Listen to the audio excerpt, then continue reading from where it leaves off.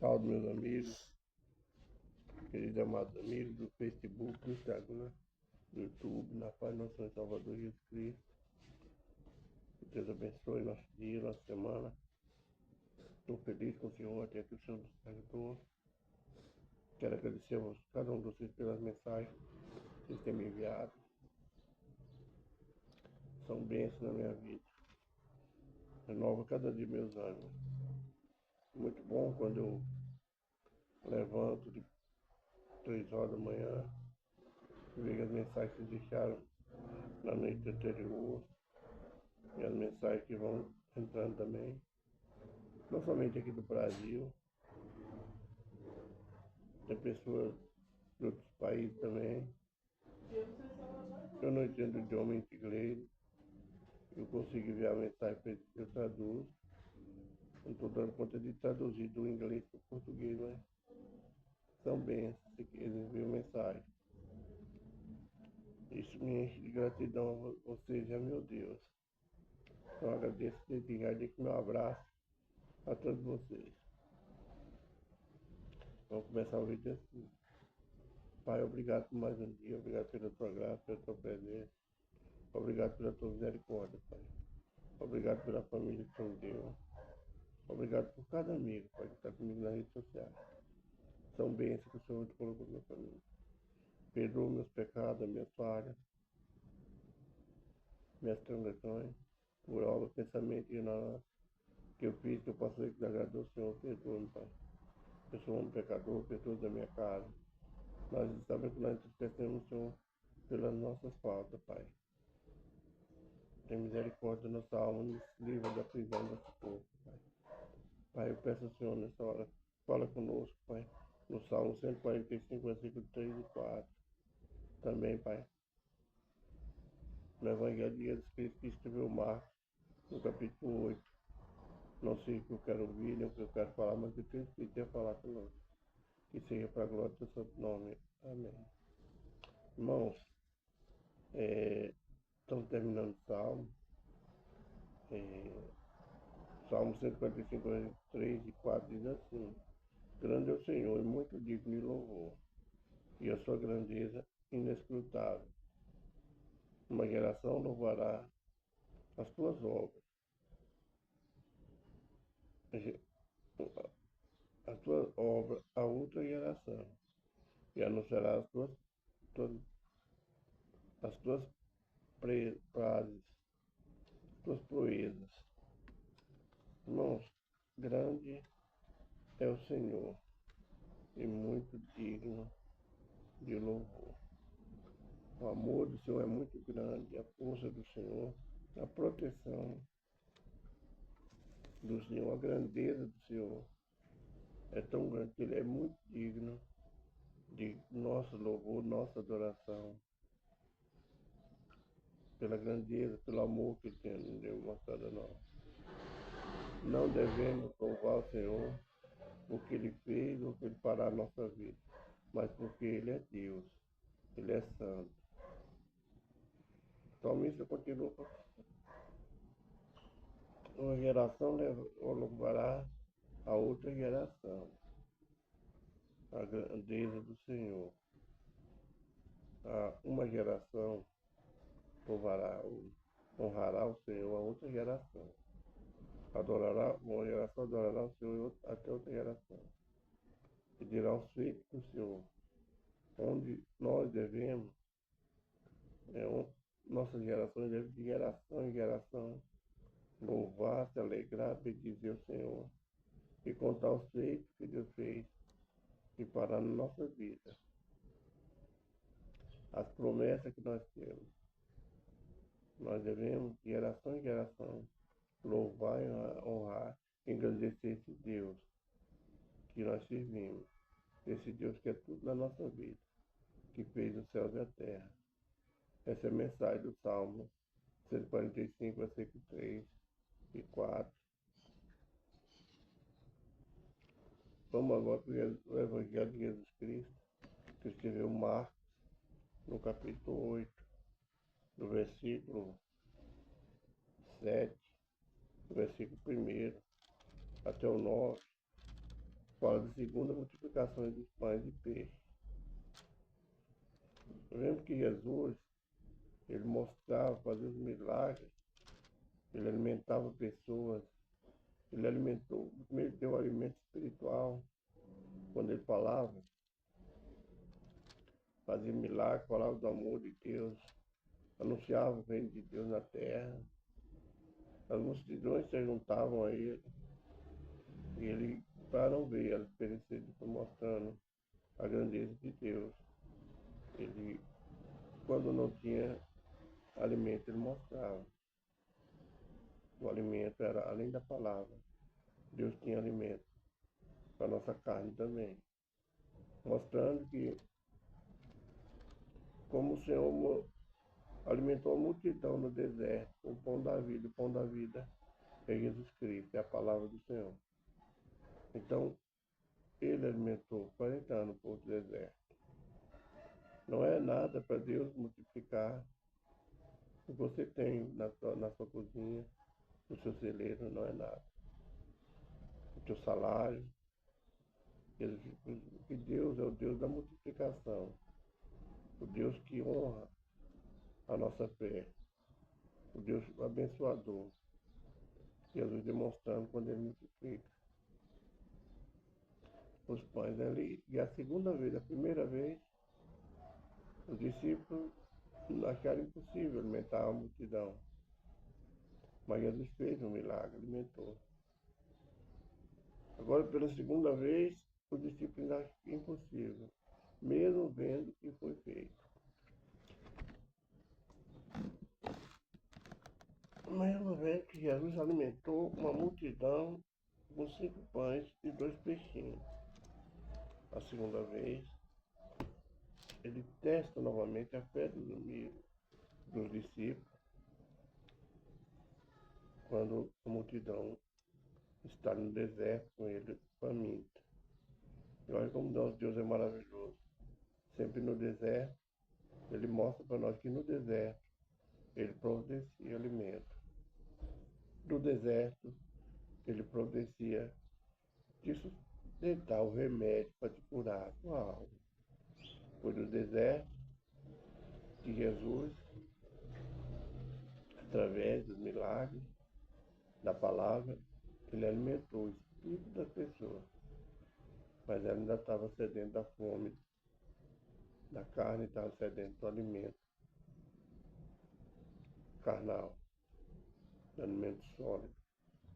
E ele agora alimenta mais uma vez a multidão, mesmo na incredulidade dos seus discípulos.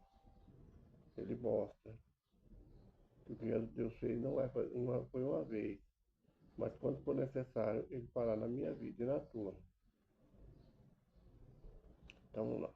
Naqueles dias, havendo muito grande multidão, e não tendo o que comer, Jesus chamou os seus discípulos e disse: tenho compaixão da multidão, porque há 3 dias que estão comigo e não tenho o que comer. E se os deixar ir em jejum para casa, desfalecerão no caminho, porque alguns deles vieram de longe. E os seus discípulos responderam dizendo: poderá alguém saciar de pão aqui no deserto?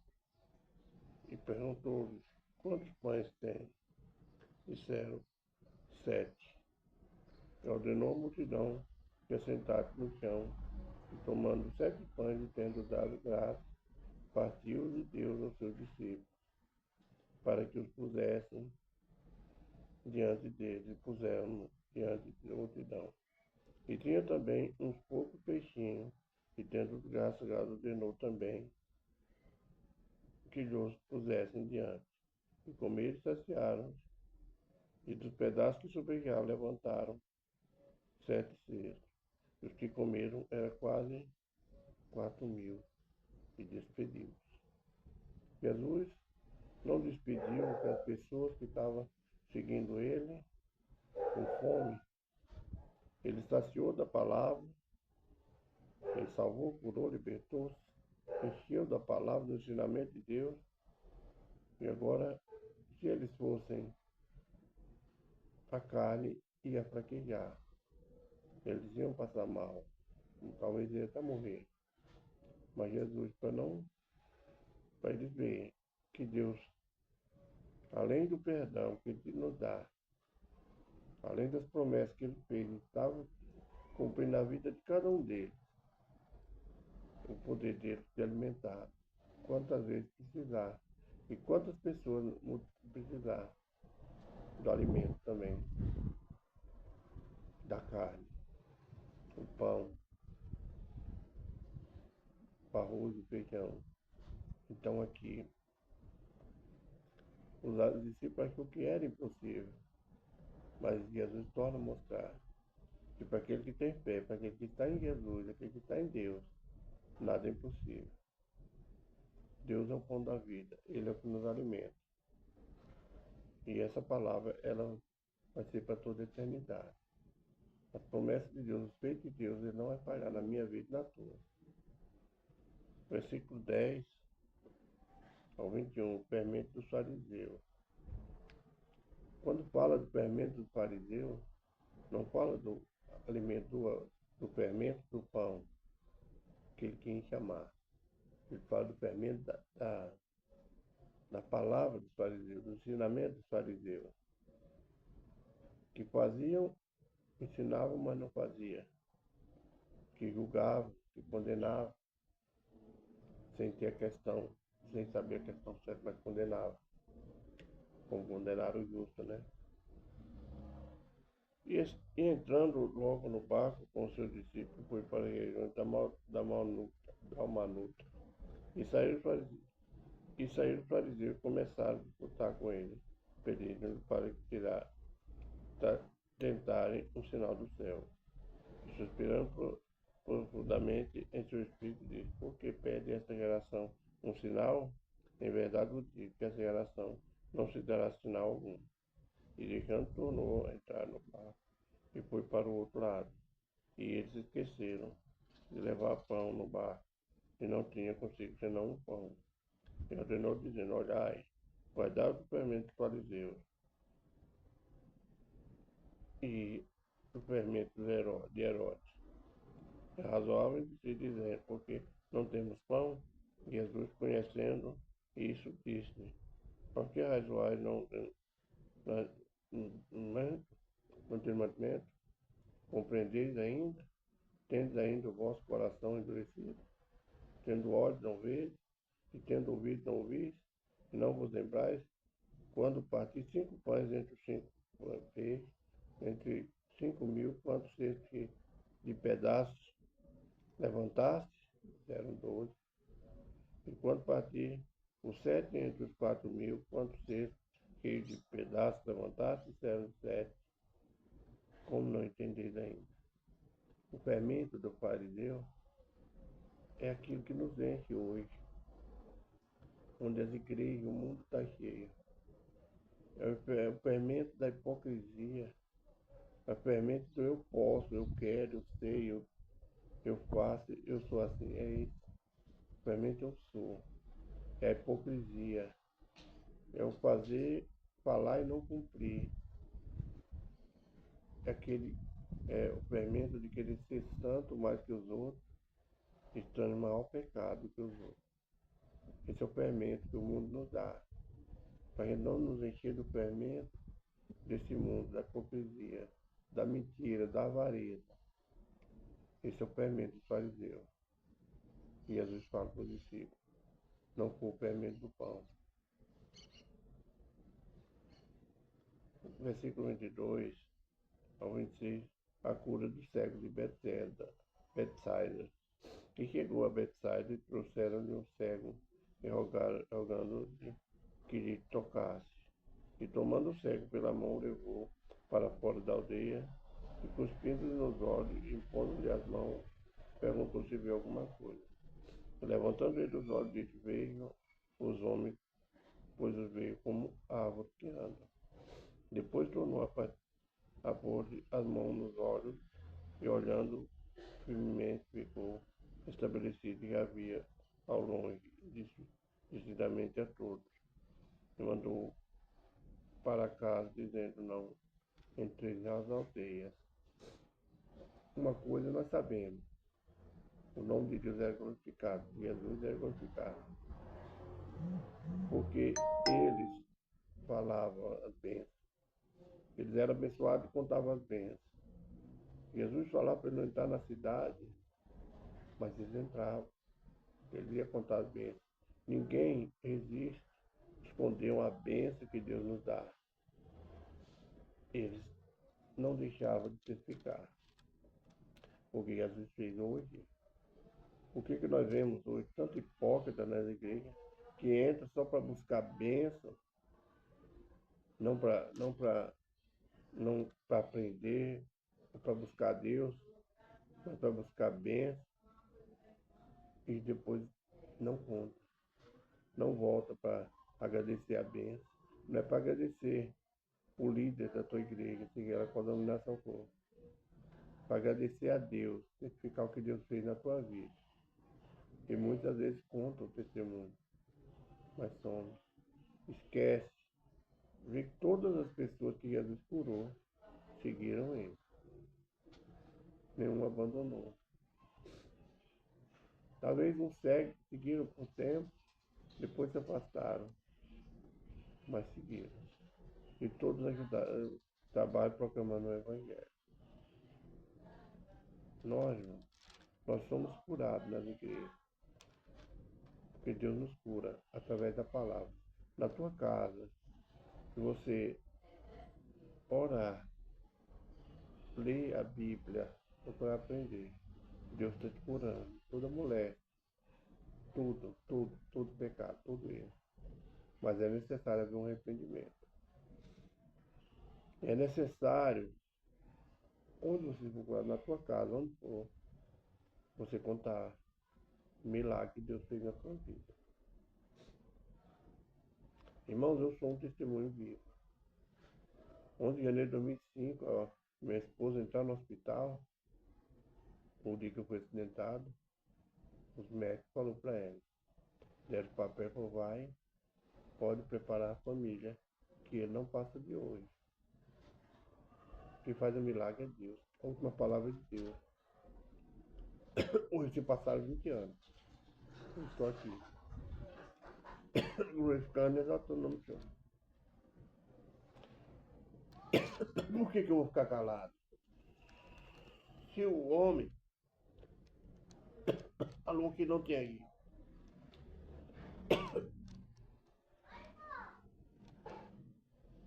Eu fiquei meio incrédulo quando minha esposa contou.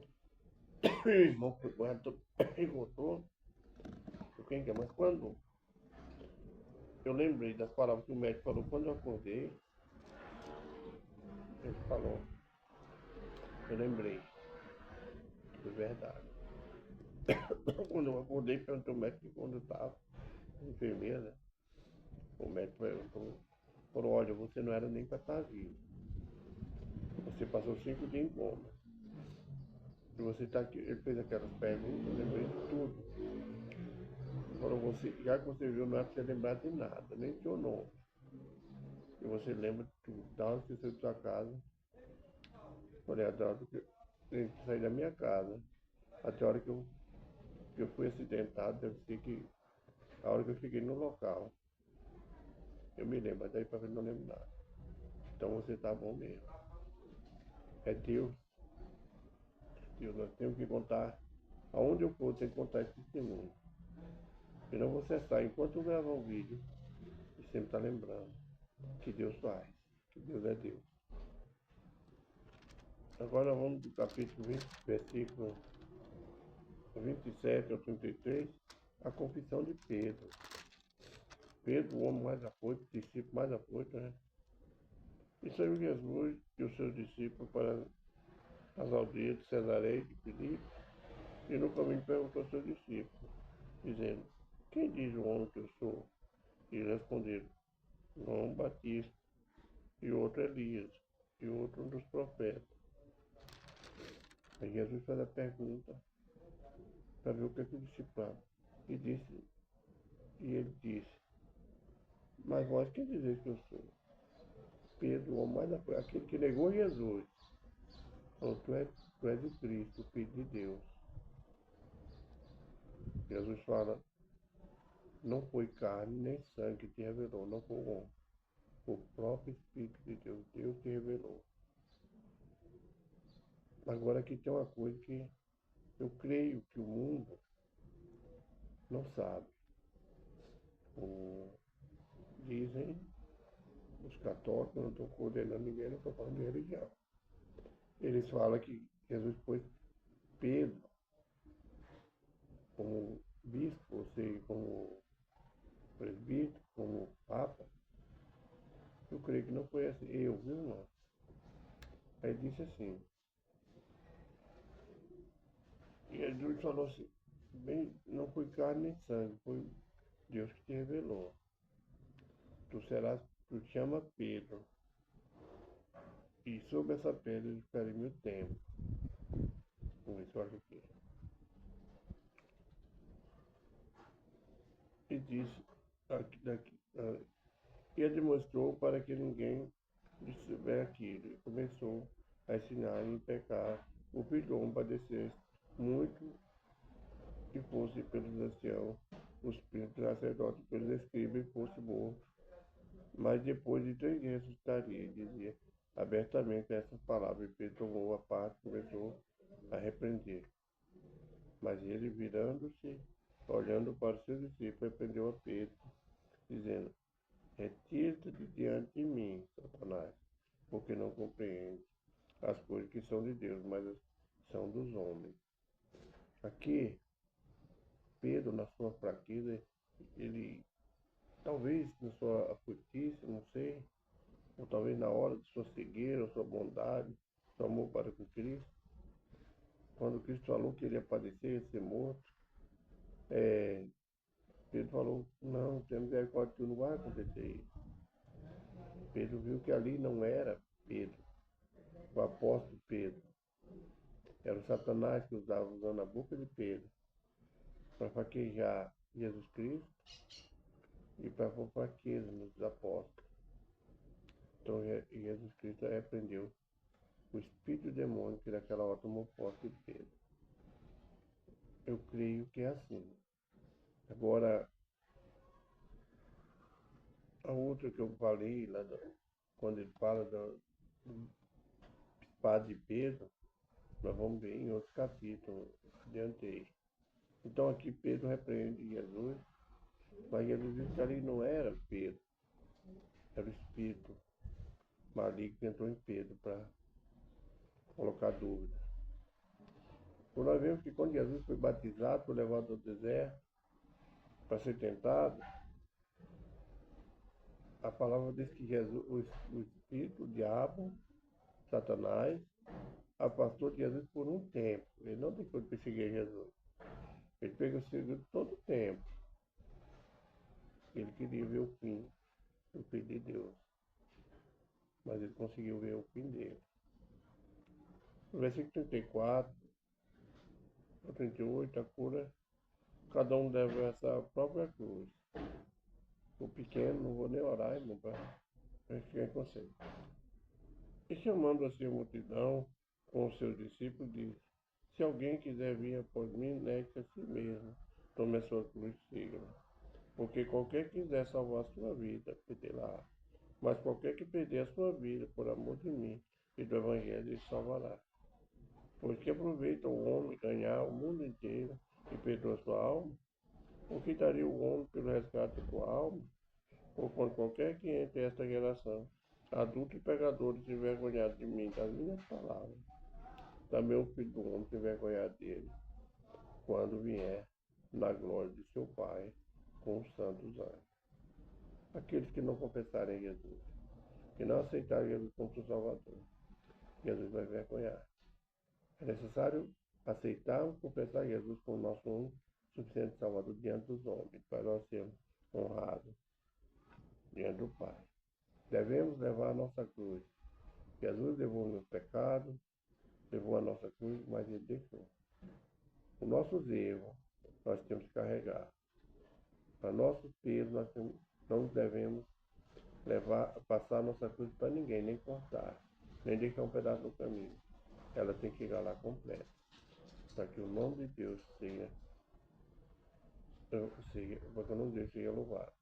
Um abraço, irmão, agora fica na paz de Jesus Cristo. Jesus Cristo está voltando. Jesus te ama, eu também te amo.